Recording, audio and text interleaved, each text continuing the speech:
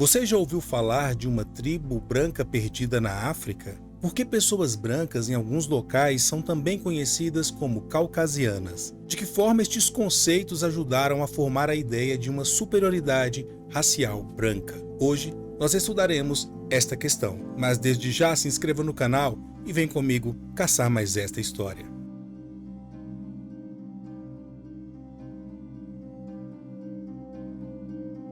A nossa história de hoje começa em Göttingen, Alemanha.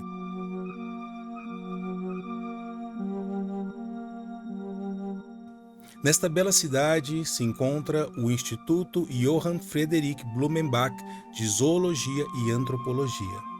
Johann Friedrich Blumenbach viveu entre o século XVIII e XIX e foi um renomado naturalista e um antropólogo alemão que se destacou como professor de medicina e curador do Museu de História Natural da Universidade Georg August de Göttingen. Ele é reconhecido como um dos pioneiros na abordagem quantitativa da história natural humana. Blumenbach é considerado um dos fundadores da antropologia. A sua pesquisa explorou a diversidade humana, focando principalmente na anatomia craniana e também na pigmentação da pele. Ele é mais conhecido por ter desenvolvido um sistema de classificação de seres humanos em 5 raças, isso no ano de 1795.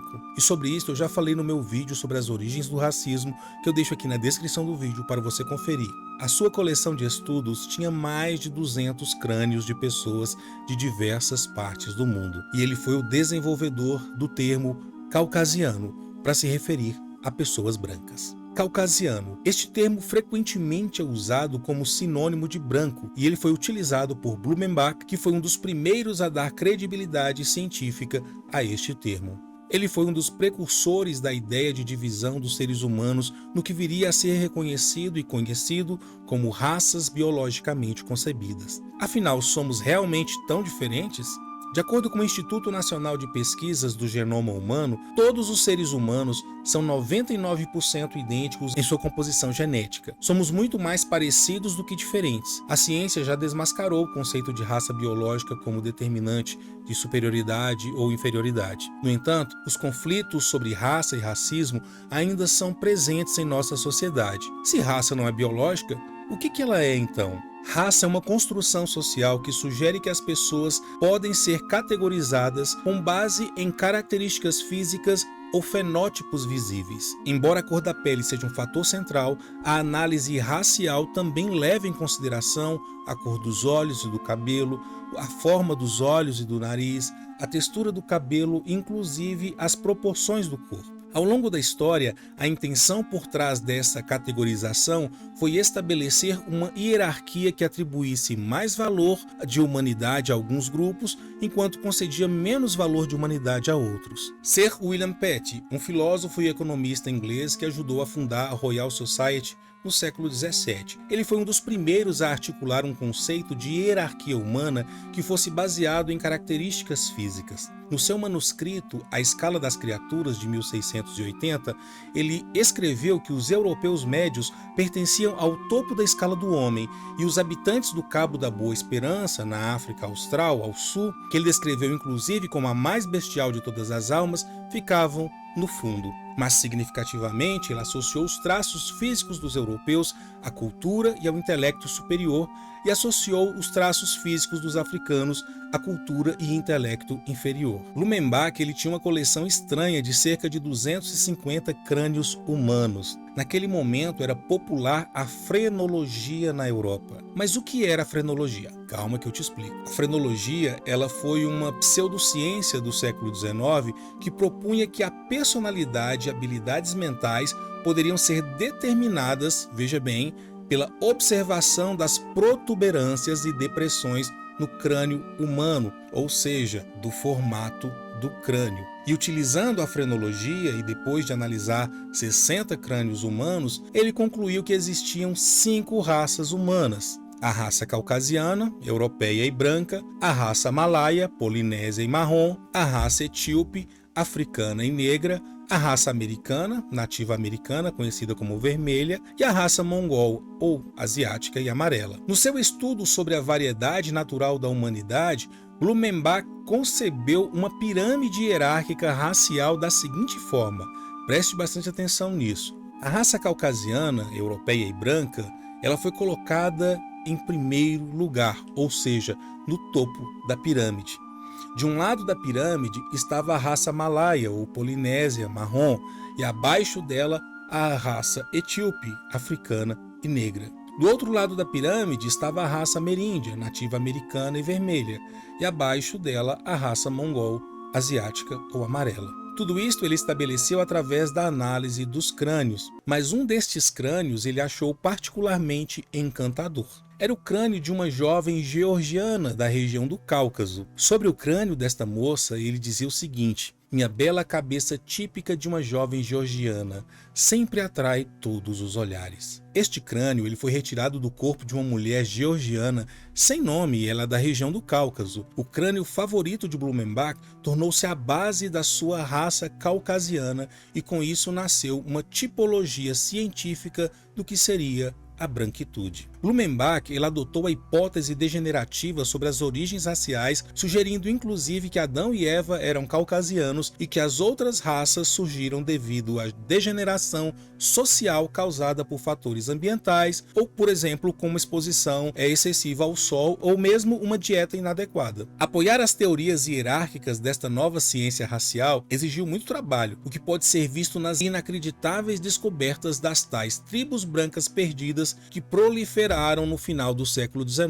e no início do século XX. Embora nenhum destes clãs tenha provado ser branco no sentido racial que era pretendido pelos exploradores, o legado destas tais tribos perdidas continua a moldar de forma silenciosa a vida de milhões de pessoas desde Ruanda até a Índia. Esse conceito de tribos perdidas surgiu a partir da teoria central de Blumenbach, que os caucasianos eram um tipo humano original, uma forma que mudou ou, em suas palavras, degenerou em outras formas raciais à medida que os caucasianos migraram de uma pátria ancestral nas montanhas do Cáucaso para outras áreas do mundo onde encontraram os efeitos dos novos climas. Isto é muito interessante. Esta ideia ela foi reforçada pelo estudioso britânico William Jones, que acreditava ter descoberto evidências de um tipo humano original a partir do seu estudo de línguas, encontrando semelhanças estruturais entre as línguas do Antigo Ocidente, latim, celta, grego antigo, com o Oriente, persa antigo e o sânscrito.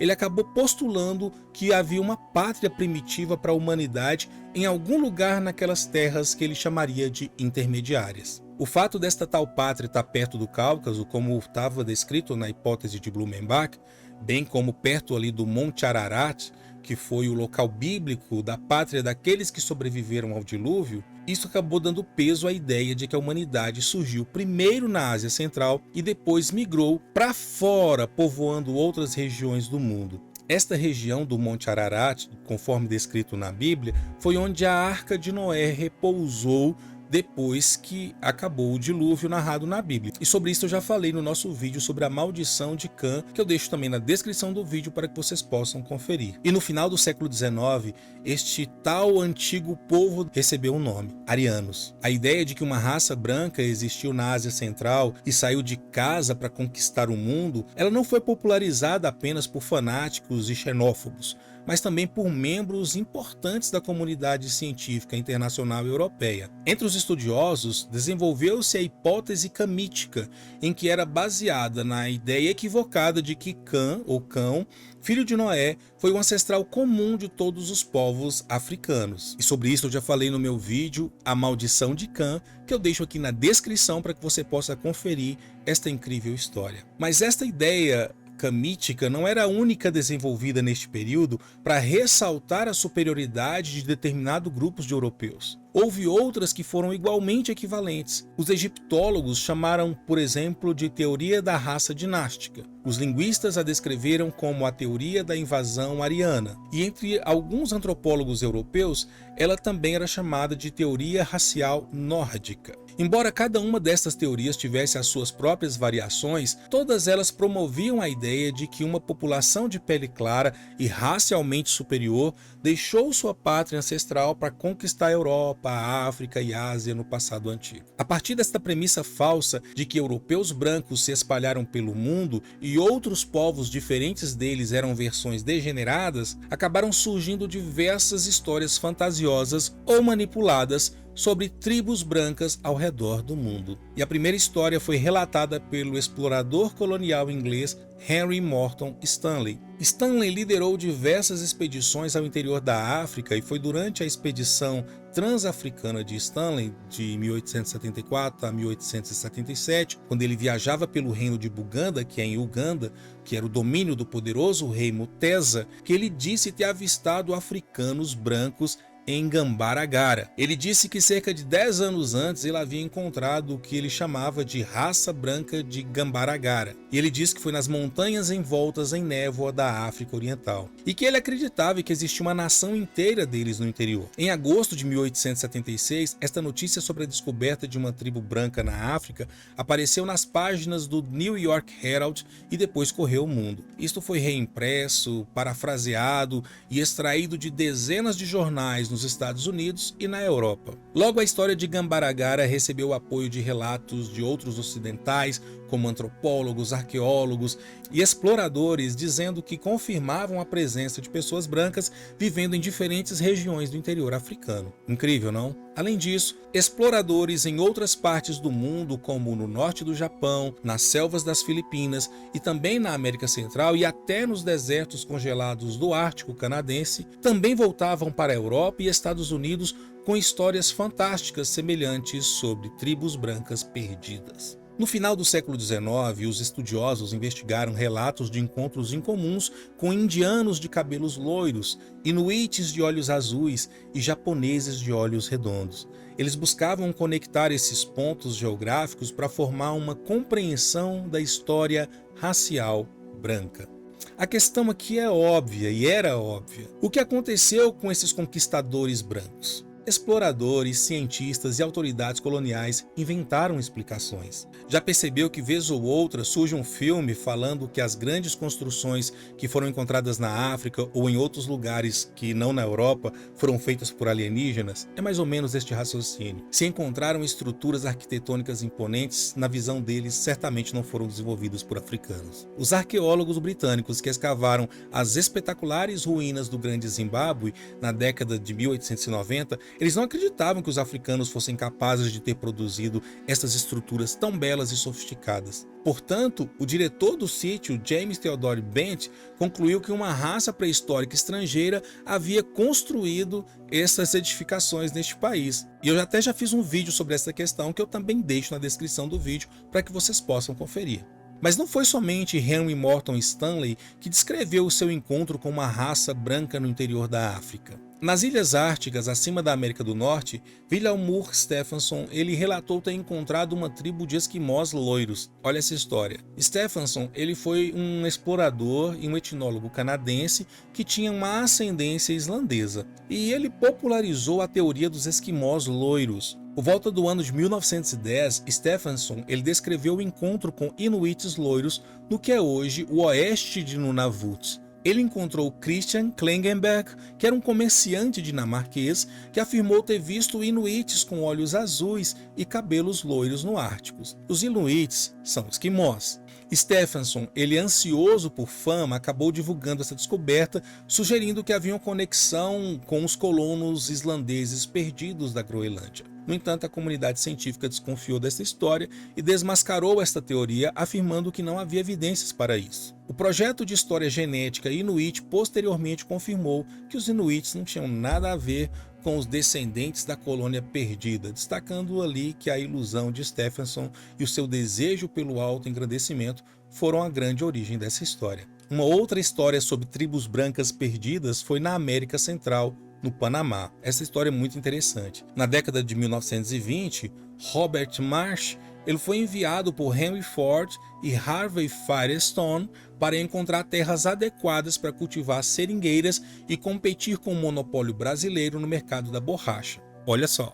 Ao explorar a região entre o Canal do Panamá e a Costa Rica, que era considerada imprópria para o cultivo em grande escala, ele acabou se deparando com uma inexplorada área conhecida como Darién, que ficava ao sul da fronteira com a Colômbia.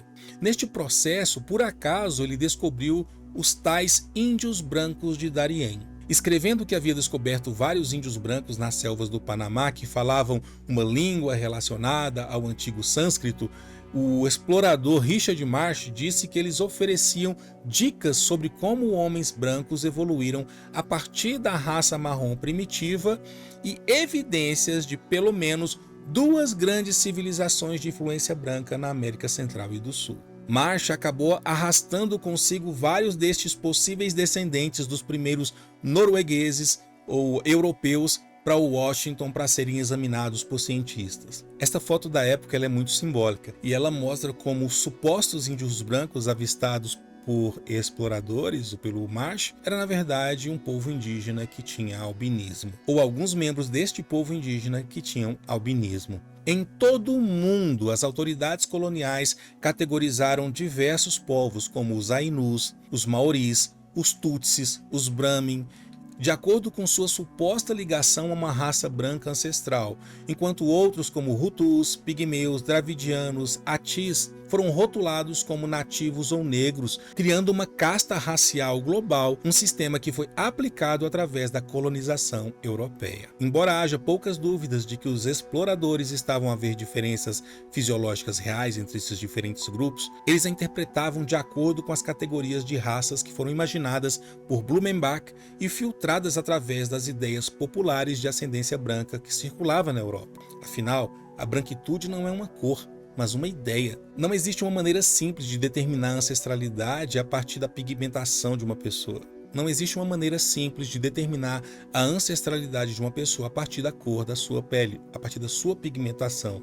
O que estes exploradores fizeram é o que é feito com frequência, avaliar as pessoas pelo cabelo, características faciais, linguagem, roupas e comportamento. Em suma, o que quero dizer é que a descoberta destas tribos brancas não foi uma descoberta antropológica, mas sim uma experiência de como os europeus e brancos eles deram sentido a situações inexplicáveis, usando ali crenças que eram profundamente arraigadas sobre racismo e história. Nenhuma dessas histórias era verdadeira.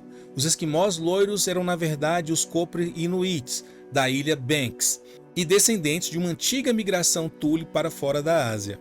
Os Ainus de Hokkaido, no Japão, fisicamente distintos dos japoneses de outras ilhas, eles eram geneticamente semelhantes às populações do sul da Ásia, não às europeias. Os índios brancos que Richard Marsh apresentou eram índios Kuna que tinham uma forma de albinismo. Os cientistas abandonaram gradualmente estas teorias de invasão branca, isso após a Segunda Guerra Mundial e como resultado das descobertas científicas e também como uma repulsa pelos excessos que este pensamento racial acabou levando a acontecer diretamente no Holocausto. Todos estes equívocos poderiam parecer uma curiosidade estranha da história, não fosse o fato de que estas teorias continuaram a prosperar e causar danos apesar do seu repúdio. No início do século XX, a teoria da invasão ariana da Índia tornou-se popular entre estudiosos e estadistas brahmanes que tentavam explicar e às vezes defender o sistema de castas que colocavam os brahmanes em posições de poder na Índia.